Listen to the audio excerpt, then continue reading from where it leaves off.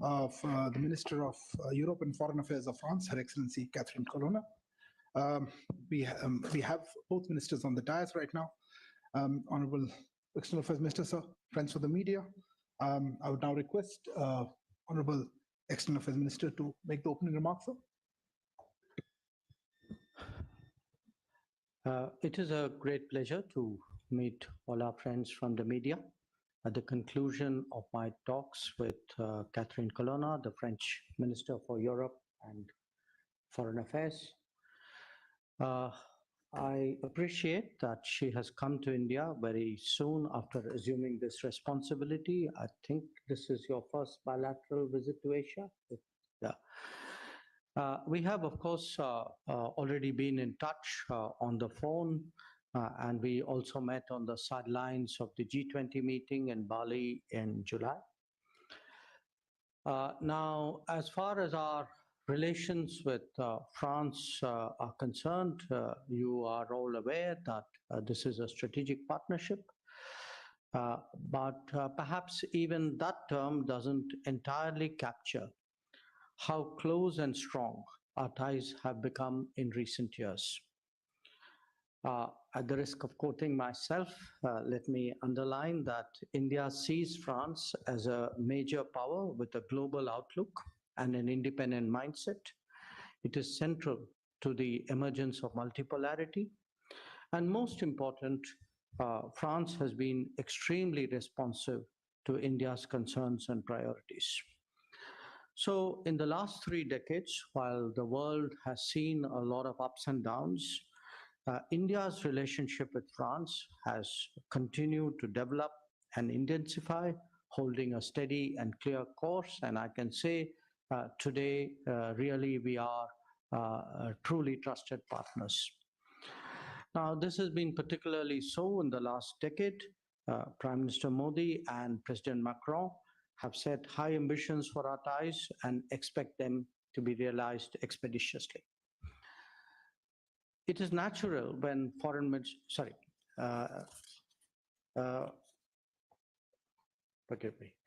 It is natural when foreign ministers meet that our focus will be on the major international issues of the day. This is particularly so right now, given the turbulence caused by multiple stresses and challenges.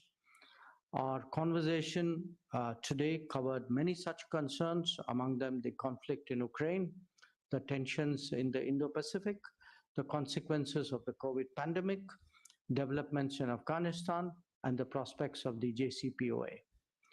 We also explored how our respective interests and that of the international community are better served by stronger India-French collaboration.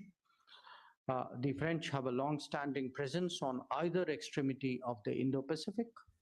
Hearing Minister Colonna's views and assessments of those regions was truly of great value.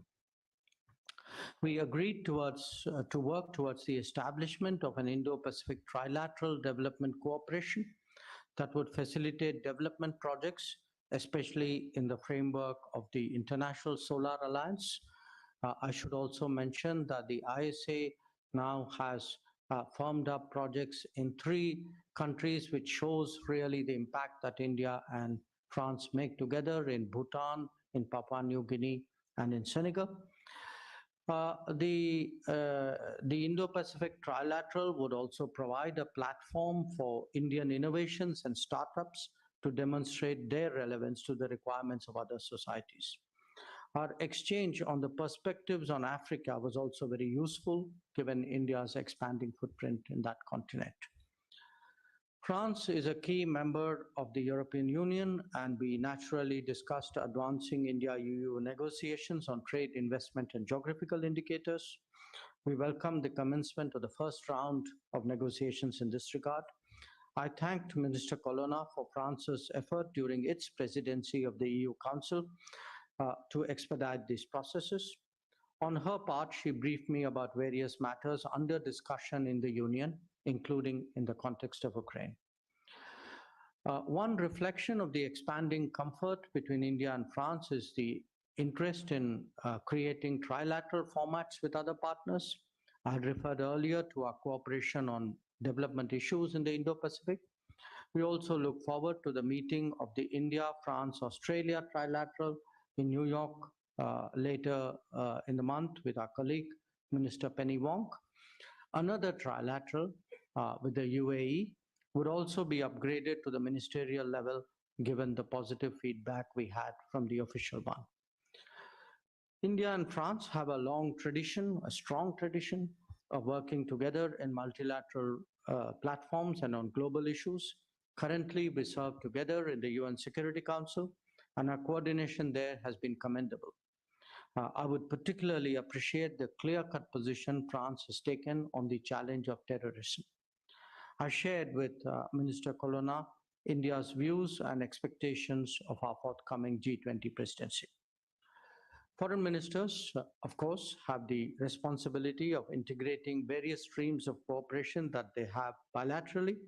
In the case of India and France, this is truly a formidable task, given that we work with each other in so many domains. We did an overall review, and I think I can speak for my French counterpart in declaring that we are satisfied with the progress in a range of domains that we discussed, defense, nuclear, space, etc. But we expect to step up the tempo. A few specific issues in our discussions are worth mentioning today. One, we are launching a scheme for the exchange of young professionals in the 18 to 35 age group as a follow-up to a migration and mobility partnership. Two, we expect the Indo-French campus on health that will be taking shape to establish double degree courses to facilitate exchanges and collaboration. Three, I welcomed France to the Raisina Forum for the Future of Diplomacy that will promote networking among young diplomats. Four, I thanked her for making India the country of honor in the CTech Week in Brest that will bring together blue economy stakeholders. And five, we agreed to follow up on the successful Viva Tech Summit 2022 in France, where India was the country of the year. We are particularly keen on the launch now of UPI and RuPay facilities. Overall, I think we had an exceptionally good and productive day. I thank Minister Colonna once again, and I would invite her to make her remarks.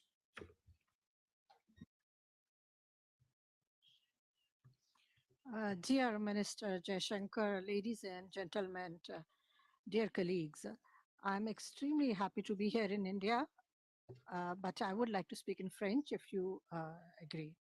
I would like to thank my colleague, my Minister Jaishankar, for his very warm comments and for have spoken about what we discussed together. Everything is extremely in good spirit. I would like to just say a few words to add to what he has already mentioned. You said, dear colleague, that this is my first bilateral visit in Asia. Therefore, this visit in India is a decision that I willingly took. I decided to come here, of course, because we have a very special partnership between India and France, and it is extremely unique. Everything is really exceptional between us. I'll just like to remind you that we are now celebrating the 75th anniversary of our diplomatic ties. Throughout these decades, France and India have stood by each other, even in the worst of times. I think we have never failed in that ever. And in the world of today, which is uncertain, this level of solidarity and trust is really rare, and it's a scarce coin. And as for France, it's a very important relationship. I think it was in January 28 that we decided to develop a strategic partnership, which is a partnership between equals. It is grounded in our shared drive for strategic autonomy in service of a multipolar world. So fundamentally, Minister Jaishankar and I spoke about not just what we can do together, but the way in the years to come, as we know that, things are developing across the world, and we know that things have been, quite exceptional in the past few years. The issue, of course, of security and defense is something that is very close to us. And I don't think any other country is doing with India what France has been doing. And we are very proud to be your first foremost partner. And we all know, each one of us knows this, that even in operational terms, our partnership is really has developed tremendously. We've been working in the Indian Ocean as well, which is a great development.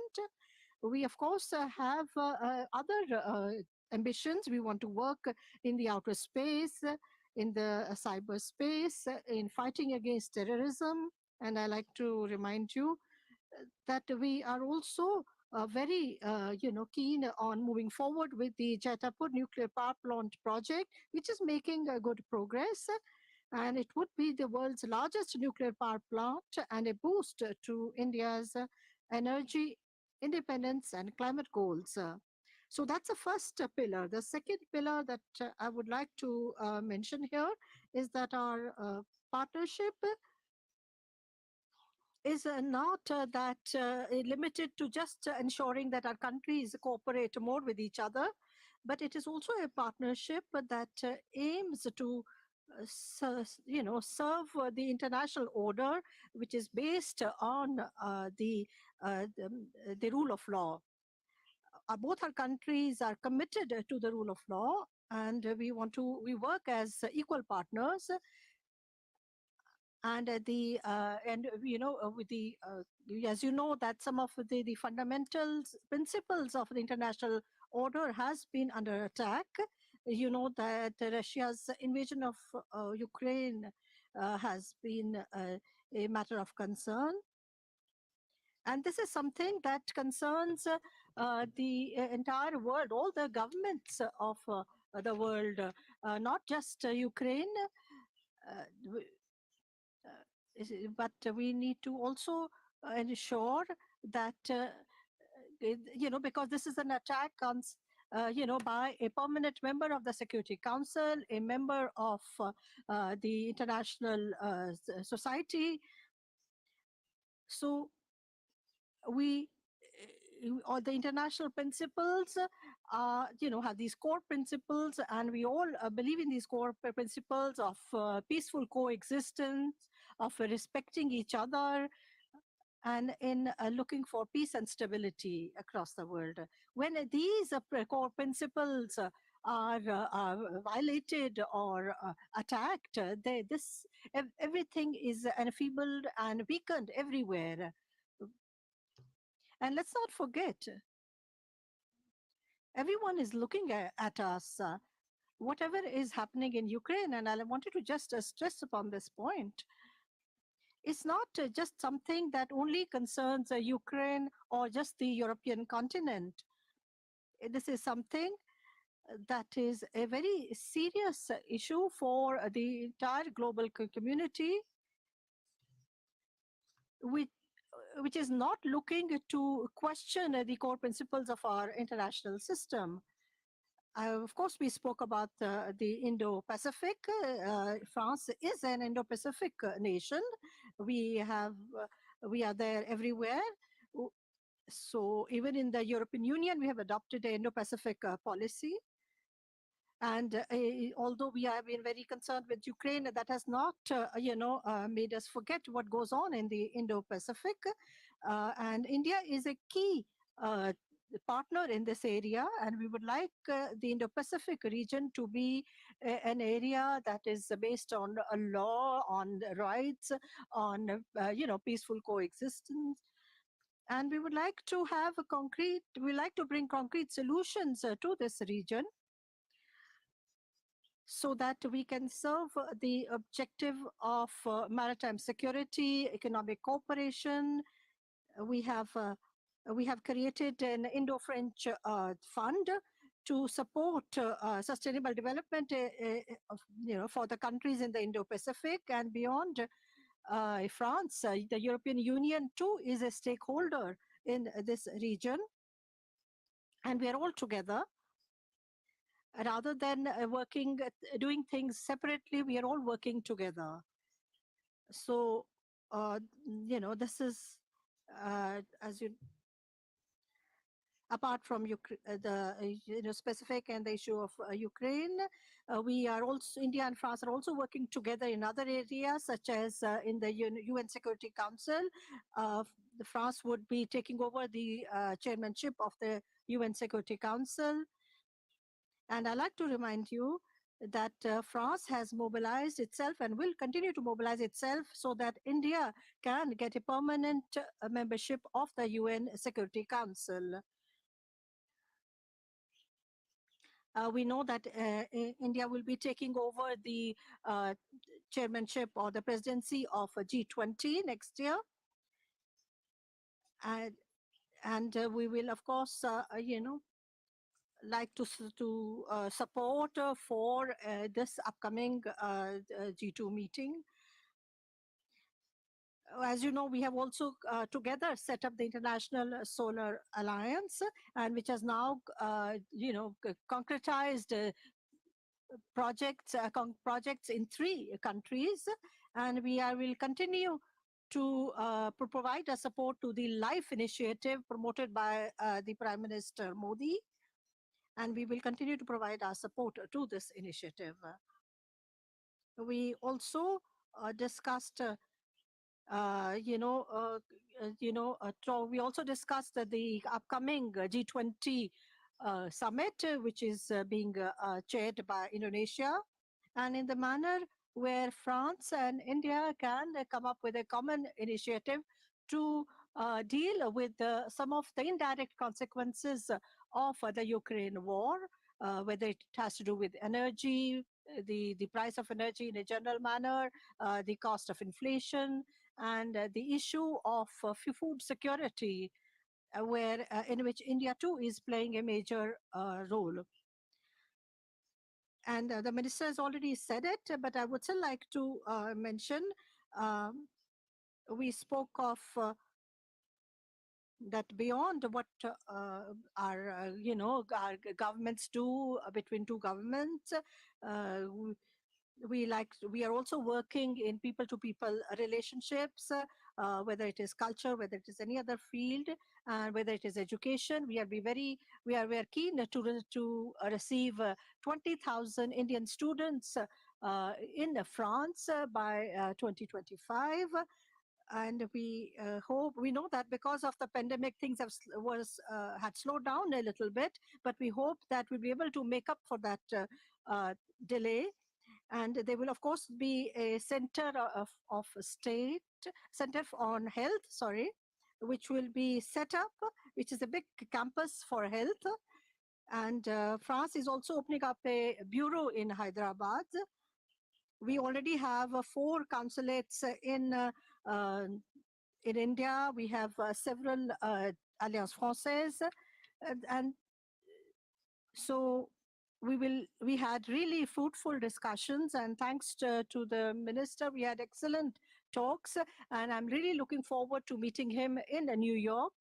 And I would like to also express my gratitude to the minister for his hospitality. Thank you very much.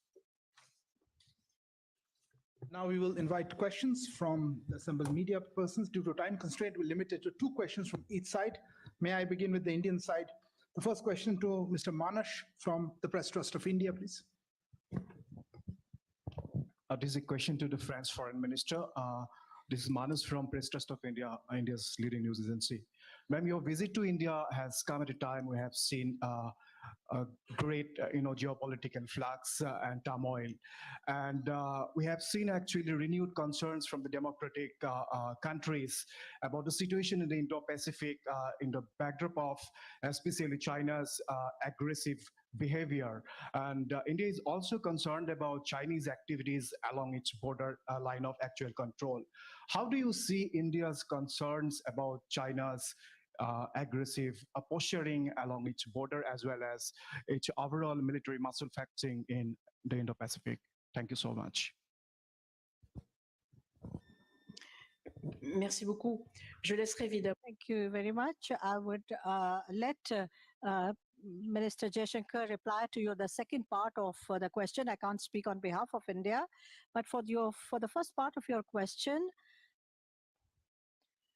perhaps we have not stressed it enough in our introductory remarks, but we have spoke a lot about the general situation in the Indo-Pacific and the many challenges that have emerged because of China.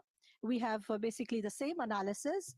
We also share the same concerns because we know that the kind of the role that the Chinese are playing, and we want to make sure that there is no imbalance in the Indo-Pacific, nor are we looking for any imbalance of powers elsewhere in the world. So I'm not going to go into all the details of this very complex question, but we will, of course, continue to do the best of that we can. We'll continue to use diplomacy. We'll continue. We want to make sure that there is, balance of powers, so that we can continue to support each other, so that each of us can develop our own strategic autonomy. But we also like to develop it on behalf of stability and peace in the Indo-Pacific zone as well as elsewhere. Of course, we need to do more with India, with other partners as well, so that we are more present because, France is an Indo-Pacific nation as well as an Indian Ocean nation. So in terms of aid, we will of course look at what are the projects on which we can work together. To sum up, together, let us not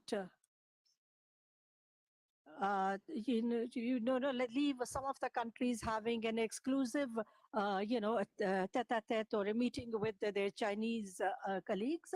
We are very much present, and we want to be more active so that we can present an alternative to the countries in the Pacific, whether it is in cultural areas, whether it is in development areas, or in any other areas, of course. And there's much more that we can do and we'd like to do together.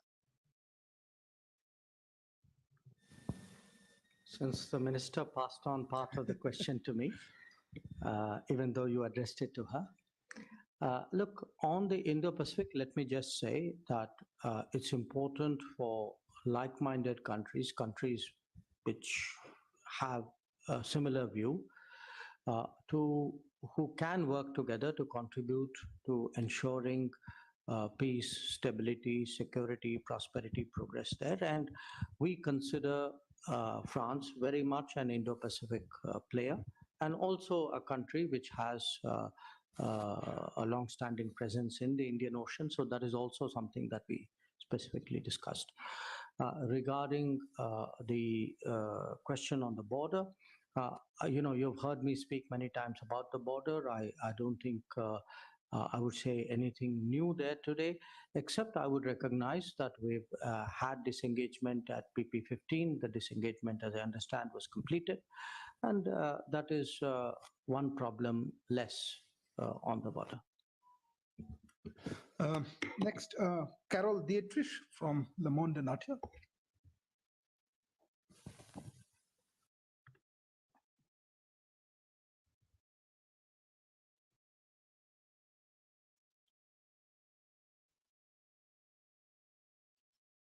This is a question for Madam Minister. What do you think of the multi-arm strategy that has been developed by your predecessor, especially with regard to Ukraine? I think in this regard, also a part of the answer can be given by my counterpart, if he would like to do so. I'm not so sure that I have really, understood the two parts of your question. We live in a multipolar world. This is nothing new. We have always, believed in multipolarity. Of course, we continue to work on unipolarity, bipolarity, and so on. And each of our nations because of their history, because of their experience, but also by willingness. And we are, believe in this value because we live in a one that is not limited to just relationships between two countries or to a group of countries. It is a country where many are involved. It's a country where we speak, it's a world where we speak of plurality of relationships. And as I've said before, that that we don't want to, we don't believe in isolation or working or doing things by ourselves. We believe in a balance of power. We believe in working with each other. As far as Ukraine is concerned, my answer will be briefer.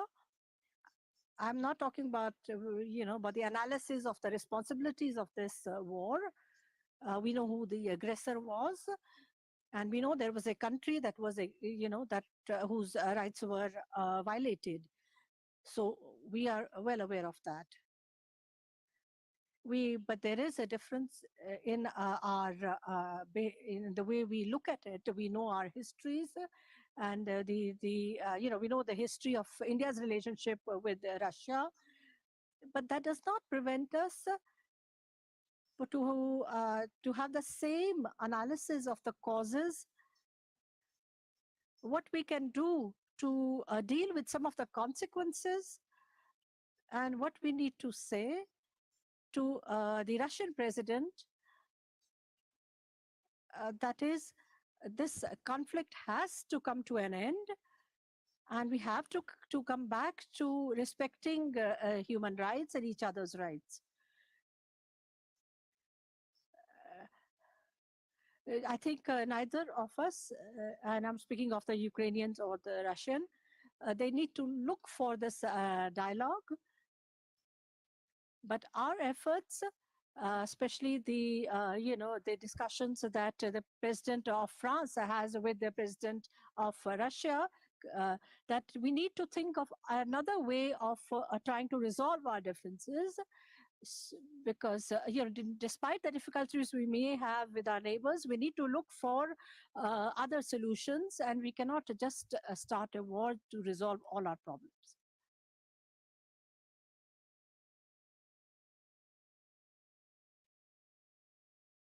I think the world is multipolar. The world is becoming more multipolar. We think it's a good thing, and we believe that so does France. Regarding Ukraine, we discussed it in some detail today. I think what is important is that there should be a return to dialogue and diplomacy.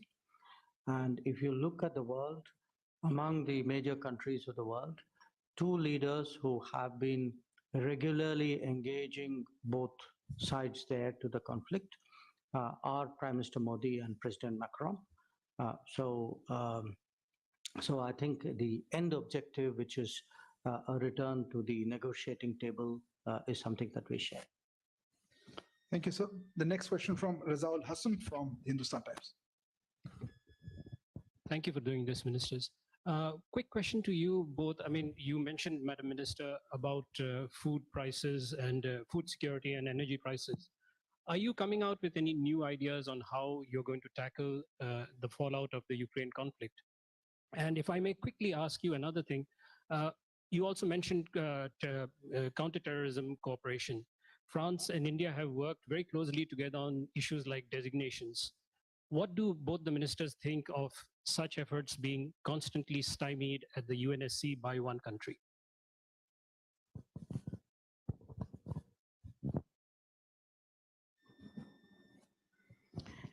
Merci beaucoup. Thank you very much. With regard to the consequences of the war that you just mentioned, food security and the cost of food, the high cost of food, I would like to remind you that it's not the sanctions that are creating these issues. Neither are they leading to the food security issue, nor are they leading to the food crisis. These have been created by Russia's war on Ukraine. but we have tried to deal with some of the negative consequences of this war with regard, especially with regard to the food security. We have, tried to ensure that, the food which has been coming from Ukraine is essential for many countries. Many countries have been dependent on these cereals. So we have tried to, try to see that the exports continue. We have also, initiated a project called FARM, which was initiated by France and which has been taken over by the EU. We have, with this, we try to ensure there is transparency in the markets so that prices remain reasonable in the markets. I have also spoken in broader terms, but we need to perhaps give a more concrete shape to this, that perhaps we can do that when we meet in G20 and envisage perhaps an initiative that can be proposed to the G20 so that we can provide some support to the most vulnerable countries and they don't remain too exposed to these food security issues. There's a lot that we can do and that we have decided that we'll do that very quickly. I think we can, if not at the G20, perhaps when the President of France will visit India. Food security, India has always supported all international initiatives to improve food security, especially in the context of Ukraine, and we will continue to do so. Regarding the listing, where India and France have cooperated for many years, I think, look, the listing of terrorists is done because terrorists are a threat to the entire international community. So it is not something which countries necessarily do in pursuit of a narrow national agenda. And if somebody blocks listing, particularly in cases where the merits of going ahead are very apparent, I think they do so, frankly, at peril to their own interests and to their own reputation. Thank you, sir.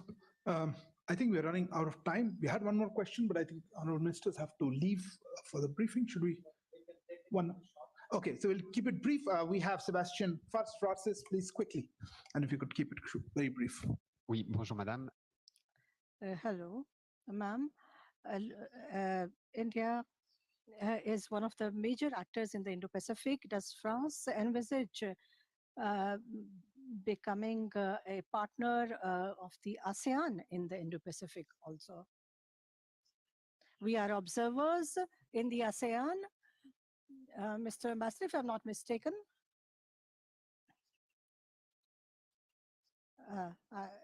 Does France plan to become part of the ASEAN or work with them closely? I'm sorry, I can't hear the response by the ambassador. There is no mic.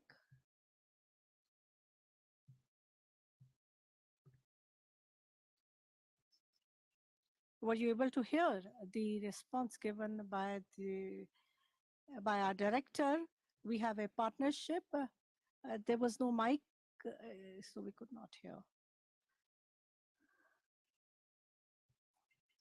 Thank you. Yeah, that'll be better. Yeah, please go. Pardon. L'ASEAN. The ASEAN is a group of nations which has no plans of expanding itself.